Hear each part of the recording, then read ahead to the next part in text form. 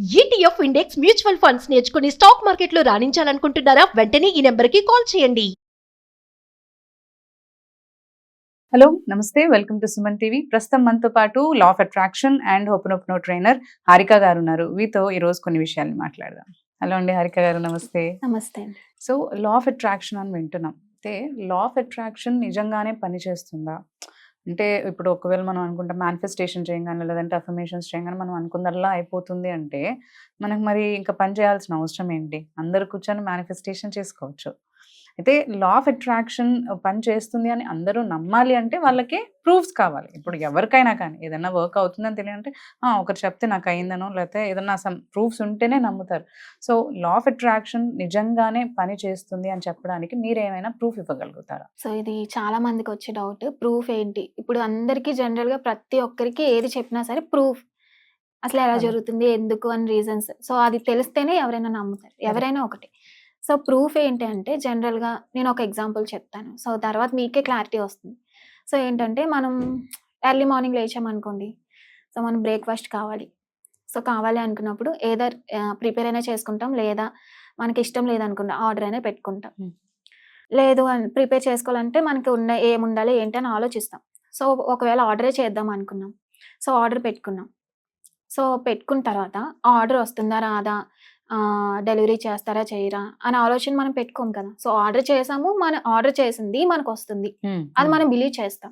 Correct. So ఇక్కడ ఏంటంటే మనం ఒక ఆర్డర్ పెట్టినప్పుడు సో ముందుగా మనం ఆలోచిస్తాం, మనం ఈ రోజు ఏం తినాలి, ఈ రోజు బ్రేక్ఫాస్ట్ ఏంటి, సో నాకు పలానా తినాలని ఉంది అనిపిస్తుంది. సో ఫస్ట్ మనం ఫిక్స్ అయిపోతాం, ఆర్డర్ చేయకముందే ఫిక్స్ అవుతాం. సో దాన్నే మనం ఆర్డర్ చేస్తాం. సో ఇక్కడే అర్థమవుతుంది క్లారిటీగా, సో మనం ఏది అనుకుంటే అదే మేనిఫెస్టేషన్ చేస్తున్నాం. ఏంటండి మీరు మరీ సిల్లీగా ఏదో టిఫిన్ తెచ్చి బ్రేక్ఫాస్ట్ తెచ్చి లా ఆఫ్ అట్రాక్షన్ ప్రూఫ్ అని చెప్పేస్తున్నారు అని చాలా మందికి అనిపిస్తుంది. ఫర్ ఎగ్జాంపుల్ మనం ఫస్ట్ నుంచే చూసుకుందాం.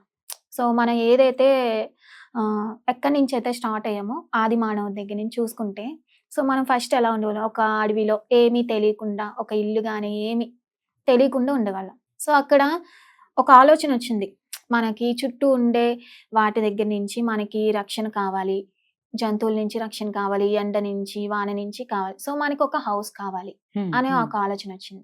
వచ్చినప్పుడు కూర్చున్నాడా? లేదు కదా. సో ఎలా కట్టాలి, అది చెక్కలతో కట్టాలా లేకపోతే లీవ్స్తో కట్టాలా, ఏ విధంగా కట్టాలి అని థింక్ చేసి మనకి రావడం జరిగింది. సో అక్కడి నుంచి మనం చూసుకుంటే ఇప్పటి వరకు జరిగిన ఇన్వెన్షన్స్ అన్నీ కూడా మనం ముందు ఎలా చేస్తే బాగుంటుంది.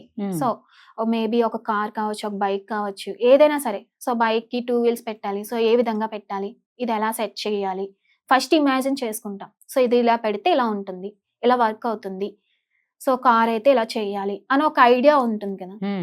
సో ఇమాజిన్ చేసి ఇలా ఉండాలి, ఇలా ఉండాలి, ఇలా ఉండాలి, ఇలా చేయాలి అని అనుకుంటూ ఆ థింక్ నే మనం రియల్ వరల్డ్ లోకి మేనిఫెస్టేషన్ చేస్తున్నాం, వస్తుంది కదా. సో అప్పటి నుంచి మనం చూసుకుంటే ఈవెన్ అప్పటి కాలంలో మనకి స్పీడ్గా ట్రావెల్ చేయడానికి ఏమీ ఉండేవి కాదు, ఎద్దుల బండి మీద లేదా నడుచుకొని వెళ్ళిపోయేవాళ్ళం. సో మనం చాలా డెవలప్ అయ్యాం. సో ఎక్కడో నేను ఇప్పుడు మీ ముందుకు వచ్చి ఇంటర్వ్యూ ఇస్తున్నానంటే మన టెక్నాలజీ ఎంత డెవలప్ అయింది. సో ఈ వీడియో అనేది చాలా మందికి రీచ్ అవుతూ ఉంటుంది. సో చాలా బాగా డెవలప్ అయ్యాం. సో ఏంటంటే అప్పట్లో ఏమీ ఉండేవి కాదు, వెహికల్స్ ఉండేవి కాదు. ఇప్పుడు అంటే మనం చాలా స్పీడ్గా ట్రావెల్ చేయొచ్చు ఎక్కడి నుంచి ఎక్కడికైనా సరే. సో బైక్స్ ఉన్నాయి, కార్లు ఉన్నాయి, చాలా చాలా ఉన్నాయి, ట్రైన్స్ ఉన్నాయి. సో అండ్ అలాగే గాల్లో ఎగిరే పక్షిని చూసి మనం ఎందుకు ట్రావెల్ చేయకూడదు ఆకాశంలో అనే ఒక ఆలోచన ద్వారా ఏరోప్లేన్ వచ్చింది, హెలికాప్టర్ వచ్చింది, ఇవన్నీ వచ్చాయి. కరెక్ట్. ఇక్కడ మీరు అబ్జర్వ్ చేయాల్సింది ఏంటంటే మనం ఏదైతే ఆలోచిస్తున్నామో అది రియల్ వరల్డ్ లోకి పెడుతున్నాం. ఏ విధంగా వస్తుంది అంటే మనం ఫస్ట్ ఆలోచిస్తేనే కదా వస్తుంది.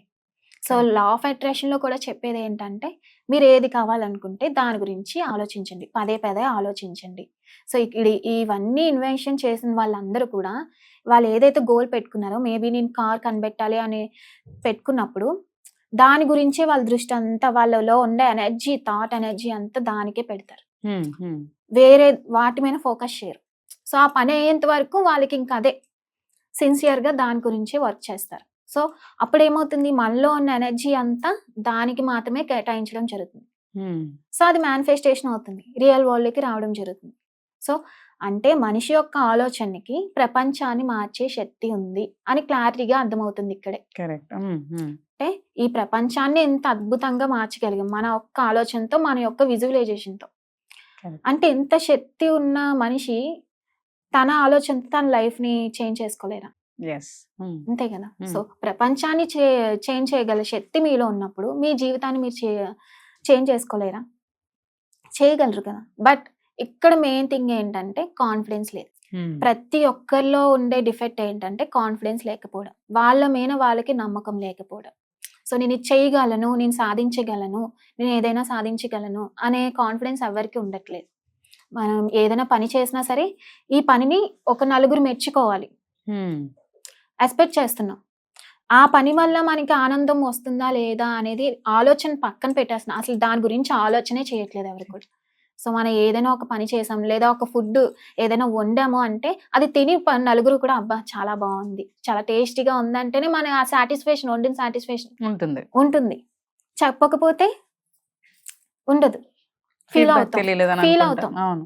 వాళ్ళు నేను ఎంత కష్టపడి వండినా సరే కనీసం బాగుందని ఒక్క మాట కూడా నాకు చెప్పలేదు, అరిగిపోతారా, ఏం చెప్పకపోతే ఏమైపోతుంది అని వాళ్ళ మీద అలుగుతాం. అవును. అంటే ఇక్కడ మన ఆనందాన్ని పక్క వాటి మీద ఎత్తుక్కుంటున్నాం. మనలో ఏదైతే ఉందో, మనలోనే ఆనందం ఉందో అది తెలుసుకోకుండా వేరే థింగ్స్ చేయడం.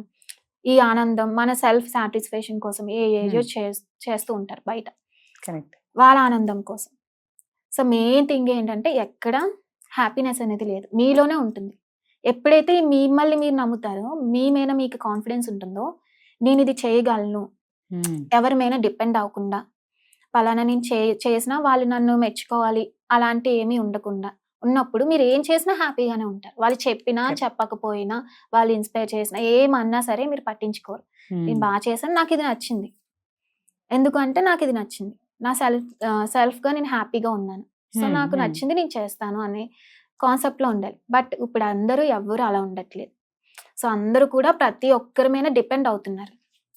సో, అందువల్ల ఏంటంటే మనకి లా ఆఫ్ అట్రాక్షన్ అంటే ఏంటి, నిజంగా వర్క్ అవుతుందా లేదా, ఇలాంటి డౌట్స్ కూడా వస్తున్నాయి. సో, వాళ్ళ మీద వాళ్ళకి డౌట్స్ వచ్చినప్పుడు వాళ్ళ లైఫ్ చేంజ్ అవుతుంది అని మనం ఏదైతే లా ఆఫ్ అట్రాక్షన్ చెప్తున్నామో దాని మీద కూడా డౌట్స్ వస్తాయి కదా. సో, వాళ్ళ మీదనే డౌట్ ఉన్నప్పుడు చేంజ్ అవుతుందంటే వాళ్ళు కూడా నమ్మరు. ఎప్పుడైతే వాళ్ళ మీద నమ్మకం ఉంటుందో చేంజ్ అవుతుందని కూడా వాళ్ళు నమ్ముతారు. లేదు కాబట్టి సో, లా ఆఫ్ అట్రాక్షన్ లో మనం ఇది చెయ్యండి, ఇది చేస్తే మీకు వర్కౌట్ అవుతుంది, పలానా టెక్నిక్ చేయండి అన్నా సరే నిజంగానే వర్క్ అవుతుందా? ప్రూఫ్ ఏంటి అసలు? ప్రూఫ్ ఏంటి? ఎందుకు వర్క్ అవుతుంది? మన లైఫ్ ఇప్పుడు దాకా మారలేదు కదా, మారలేదు అన్న దానిలోనే మారదు ఇంకా. అదే మెయిన్ పాయింట్. ఎప్పుడైతే ఆ థాట్ వస్తుందో, మారలేదు అనే వాళ్ళలో ఒక థాట్ వస్తుందో, సెల్ఫ్ కాన్ఫిడెన్స్ లేదో, అక్కడే మేనిఫెస్టేషన్ అనేది జరగడం అవ్వదు మెయిన్. సో, కాబట్టి మెయిన్ ఏంటంటే వాళ్ళలో కాన్ఫిడెన్స్ లెవెల్ లేకపోవడం.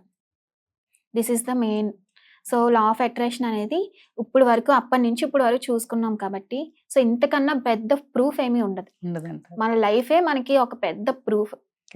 సో, ఇంతకన్నా పెద్ద ప్రూఫ్ అనేది కేది ఉండదు లా ఆఫ్ అట్రాక్షన్ కి. థ్యాంక్ యూ హారిక గారు.